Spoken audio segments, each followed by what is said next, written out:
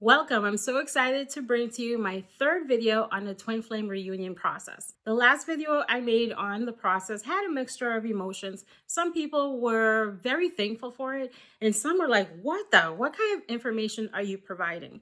And so what I share with you are what I feel truly happens on this journey and what to look for. A lot of my stuff may not be sugar and fluff and everything nice and things like those because of the painful experiences that so many people are having on this journey. And it was an honor that I had received the information that I needed to understand what was unfolding in my connection. And I share it with you. And I do encourage that you take what resonates with you and leave out the rest. And so I had to come up with this third video because I felt like I skipped a step. And I really want you to know what reunion looks like, what the process of reunion may look like, I should say, because everyone's journey is different. But what typically happens with a lot of people on this journey as reunion occurs. Okay, so sit back and get ready for this. So after you've come to a full surrender on this journey, you've dissolved the idea that there is someone separated from you, and you're truly going within to heal the different things that the connection is presenting to you. Twin flames come together during different points in the journey. There may be those who come together when there's still some amount of healing to do. For example, if there's a lot of sexual energy or anger or ego is still there and that kind of stuff, that could make the reunion process, because it is a process of reuniting. Because so many people have said, I thought it was happening, but it's not. No, it was happening. But how it will unfold for you is different than how it's going to for someone else. So truly keep in mind that this journey is personal for you. And so I created this video to offer guidance on how you can experience a more loving union with peace and things like those, okay? This really happens when you take a look at the things that had caused you and your twin flame to go distant and work on healing those.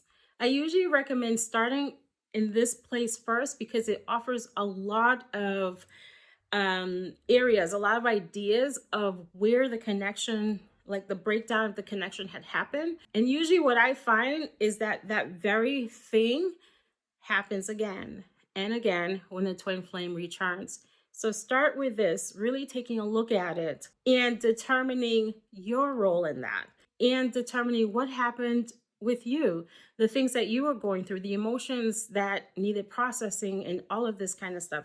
So you look at these and you heal them within. And there are other things as well, like how you connect with yourself, you connect with others. It is a connection. And so connection plays a really big part in this. I know a lot of twin flame educators here online aren't going to share that piece with you, but my biggest thing is on connection, because this is a connection with yourself and how you truly allow someone into your life, into your space. And so you've dissolved the idea of separation. You've eliminated any feelings of waiting for this person, feeling like you're waiting for them. Waiting, if you feel this way, manifests. One of the powerful things I learned about the feeling of waiting is that it manifests more feelings of waiting, and it seems like waiting continues. And this is all manifestation. I'll have another video on this to explain it more in details. Okay. And so you're not feeling like you're waiting. You're in the present moment. You've eliminated obsessive thoughts. You're really feeling good within, and you're feeling at peace, and you're accepting the journey for what it is. And it truly doesn't matter which way things go between you and your twin flame. You just know that you're feeling peaceful. Your twin flame may go through experiences that brings this person closer and closer to you. Okay.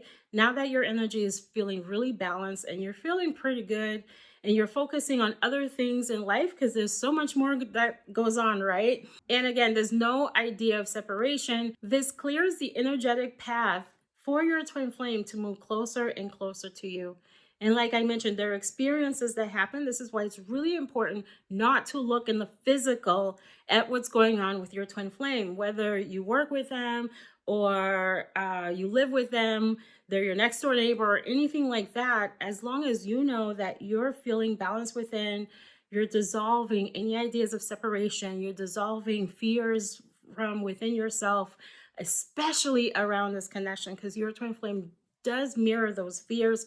I don't say it to scare you or anything, but to dissolve the idea of separation. A lot of times we're like, what am I doing wrong? What do I need to do? And so forth to bring this person in.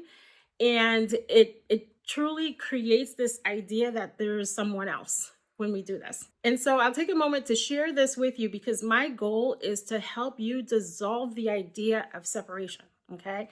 So if you find yourself saying that other person, them, us, and that kind of stuff, it creates this it creates this idea with your mind that there is another person, that they're out there somewhere, and all this kind of stuff. Anytime there is a perception of another person, another self, and things like those, it creates that.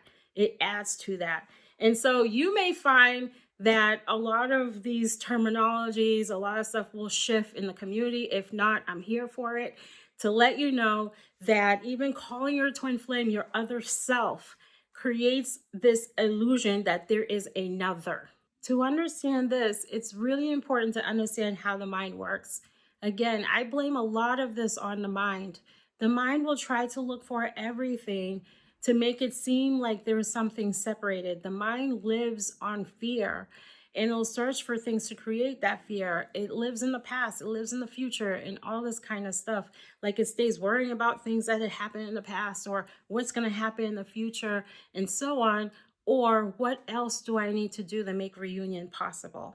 So really get to understand how the mind functions and shift that and observe it and know that as long as you're aligning, you're balancing, you're feeling good. Also, when you take the experiences that you had with your twin flame less personally, and you begin to say, all right, what is this showing about me? What beliefs do I have that's being reflected here in this connection or any connection, by taking twin flame out of this and really looking at this journey as though it's a journey of yourself, it takes that pressure off of the person. It'll help to shift your mind away from the person and back to self, which matters so much more. One of the things that we do unintentionally when we still have fear and pain in the connection is we connect it to the person, but yet we want to feel loved by them. And it's almost impossible because of the law of attraction, manifesting all the different universal laws that exist out there. In order for you to attract a connection that feels balanced, peaceful, and harmonious. When you want to experience this in your twin flame connection, which you do, who wouldn't want that, right? That feeling starts within you first, and you're feeling at peace, aligned, balanced, and you're connecting yourself to a greater source, a greater power, to a greater purpose of this journey instead of this person. And what I mean by that is you're not so much looking at the relationship aspect of your connection, but the greater meaning. What is this connection about? What is it showing you about you? Why does this connection exist? What does the universe have planned for you? Those kind of things, so that there isn't that focus on the person, okay? And I had to say it like that. I love to say things in like the sweetest way. And maybe some of you out there are like, oh, Isheen, she sounds so sweet. Sometimes the universe humbles me down and says, Isheen, do not deliver the message like that. And I'm like, universe, I'm working on it, because a part of me just wants to be like, when talking to the mind, which holds on to fear. But I truly love you guys, and any way I present is not meant to offend you, but to assist you on this journey. And now you're feeling calm and at peace, and your twin flame moves towards you and reappears into your life. When this happens, you are still balancing your energy. One of the things that we do is we either get really excited, oh my goodness, twin flame came back, or we get afraid, oh my goodness, they're here, I don't know, I'm panicking, and all of this kind of stuff. These are all connected with ego. Okay, so when you get really excited, the ego just got a hit, and it wants more hit, and it wants more things created to continue to have this excited hit. And if it's not having it, then there's a problem. Or there's the other way around. There's fear. You're not sure what to do. You're worried about what they would say, think, act, do. Why are they talking to everyone else? And all of this kind of stuff. And it shows more of that. Okay. But when you're in balance, neutral state, and you're continuing to balance within, balance your energy to focus on self and so on, your twin flame continues to enter and enter your life. And like I mentioned in one of the videos, you're building a physical connection with one another. A lot of times we want to skip so many steps and just get to the end. But by doing that, it can throw the energy in your connection off. And this is certainly not an experience that you want to continue having. Because of the healing that you've done up to this point and your twin flame comes in, being in soul as well, being balanced. This is what people tell me. Oh my goodness, it feels like my twin is also in soul. Yes, your soul, the soul that the two of you share together, right? This becomes a norm. This feels like a norm. And whenever anything throws that energy off, it gets it off balance, you're able to recognize that and be able to bring it back into balance. And take a look at the ego as well, that may slip into, like, these thoughts may slip in and say, oh, it's them, and that kind of stuff. And recognizing these thoughts and realizing that no, that this is perhaps a reflection. And sometimes when you hear reflection, I know it may sound confusing, like, all right, isn't it me? No, sometimes being patient, being understanding, being non-judgmental, all those kind of stuff gets reflected to you. And so you can ask yourself questions like, okay, what is this showing me?